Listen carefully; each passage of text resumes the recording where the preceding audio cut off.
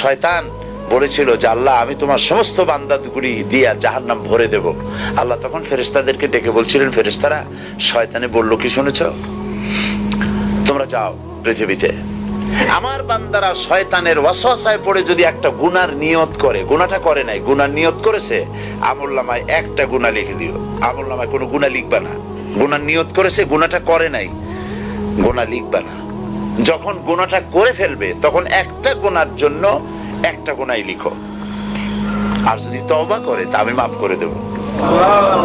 আর যদি আমার বান্দা একটা নেকের নিয়ত করে, একটা নেক কাজের নিয়ত যদি করে, তাহলে কাজটা করে নাই, নেক কাজের নিয়ত করেছে, হজে যাবে নিয়ত করেছে, যায় নাই, যেতে পারে নাই, এখনো দান করবে এখনো করে নাই, নিয়ত করেছে, আমলনামায় একটা নেকি লিখে দিবা।